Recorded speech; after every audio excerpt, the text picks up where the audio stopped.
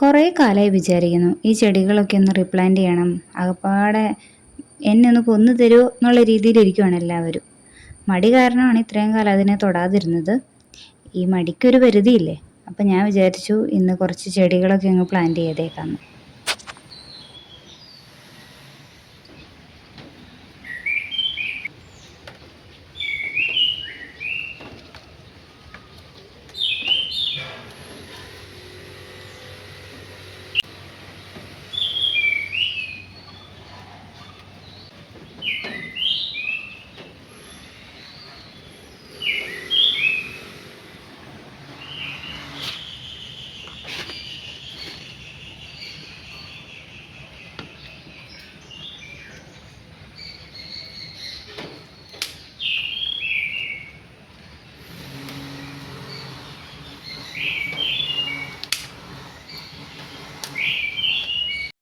വീടിൻ്റെ അകത്ത് പ്ലാന്റ്സ് വയ്ക്കാൻ ഇഷ്ടപ്പെടുന്നവർ മണി പ്ലാന്റ്സ് വയ്ക്കുന്നതായിരിക്കും കുറച്ചുകൂടെ നല്ലത്.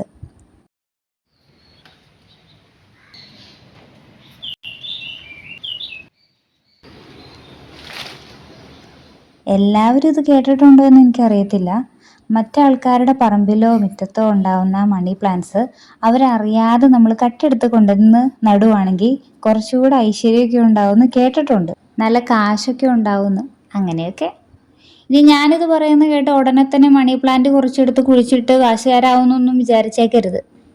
മണി പ്ലാന്റ്സ് ഇങ്ങനെ നമ്മൾ മുറിച്ചെടുക്കുമ്പോഴേ എപ്പോഴും അതിൻ്റെ കുറേ വേരുകളുണ്ടല്ലോ, അതുകൊണ്ട് ആ ഒരു ഇന്ന പോർഷൻ നോക്കിയിട്ട് മുറിച്ചെടുത്ത് നട്ടാൽ മതി. അങ്ങനെ ചെറപറ കുത്തി കൊടുത്താൽ മതി, മണി പ്ലാന്റ് പിടിച്ചോളും, വലിയ പ്രശ്നങ്ങളൊന്നുമില്ല. എല്ലാവർക്കും എങ്ങനെയാ ഈ മണി പ്ലാന്റ് മണ്ണിൽ കുഴിച്ചിടുമ്പോഴാണോ ഈ വെള്ളത്തിൽ കുത്തി വയ്ക്കുമ്പോഴാണോ നന്നായിട്ട് വളരുന്നത്?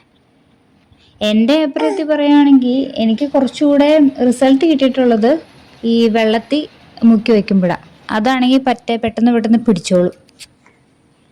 മണ്ണിൽ നമ്മൾ ചെയ്യുമ്പോൾ ഇടയ്ക്കിടയ്ക്ക് അതിന് ഇച്ചിരി വളവും അങ്ങനെയൊക്കെ ഇട്ട് കൊടുക്കണം. വെള്ളത്തിലാണെങ്കിൽ അത്രയും പ്രശ്നമില്ല. അതിനും എന്തെങ്കിലുമൊക്കെ ചെയ്യണമായിരിക്കുമേ. വെള്ളം എപ്പോഴും കംപ്ലീറ്റ് ആയിട്ട് കളഞ്ഞ് പുതിയത് നിറയ്ക്കണം എന്ന് ഞാൻ കേട്ടിട്ടുണ്ട്.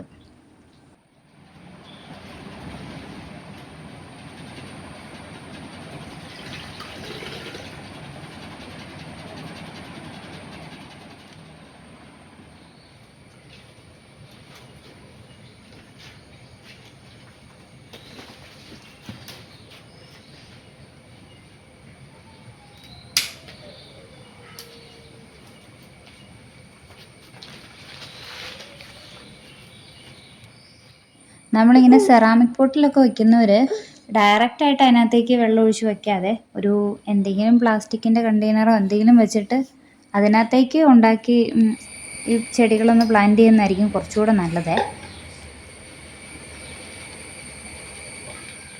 അങ്ങനെ ഏകദേശം ഞാൻ എടുത്ത പോട്ടുകളൊക്കെ കംപ്ലീറ്റ് ചെയ്തിട്ടുണ്ട്, ഒരെണ്ണം ഒഴിച്ച്. അതിൽ മണ്ണ് കുറച്ച് കട്ടിയാണ്, അപ്പോൾ അത് എന്തായാലും അത് പുറത്തോട്ടിട്ട് ഒന്ന് ഉടച്ച് ഇച്ചിരി വളമൊക്കെ ചേർത്ത് ഇച്ചിരി ലൂസാക്കി എടുക്കണം. ഒത്തിരി ടൈറ്റ് ആയി കഴിഞ്ഞാൽ ഈ വേരിറങ്ങാനും ബുദ്ധിമുട്ടുണ്ട്. അപ്പോൾ പിന്നെ അത് വേറൊരു ദിവസത്തേക്ക് ആക്കാമെന്ന് വെച്ചു. ഇപ്രാവശ്യം ഞാൻ ഈ മണി പ്ലാന്റ് ഒക്കെ നടുമ്പോൾ കൈ നന്നായിട്ട് ചൊറിയുന്നുണ്ടായിരുന്നു. അപ്പോൾ അതും എൻ്റെ ഇന്നത്തേക്ക് നിർത്തിയേക്കാം എന്നുള്ളൊരു ചിന്തയ്ക്ക് കാരണമായി. പിന്നെ നമ്മൾ ഈ സാധനങ്ങളൊക്കെ നട്ടുവെച്ചാൽ മാത്രം പോരാ കേട്ടോ, ഇനിയുള്ള ആഫ്റ്റർ കെയർ ആണ് ഏറ്റവും ഇമ്പോർട്ടൻറ്റ്. വെള്ളം തീർന്നു കഴിഞ്ഞാൽ വെള്ളം ഫുള്ള് കളഞ്ഞ് ഒഴിച്ചു വയ്ക്കുക, പുതിയത് ഒഴിക്കുക, മണ്ണിൽ ഇച്ചിരി വളമൊക്കെ ഇട്ട് കൊടുക്കുക. അങ്ങനെയൊക്കെ ചെയ്താലേ ഇതൊക്കെ നന്നായിട്ട് പിടിക്കത്തുള്ളൂ.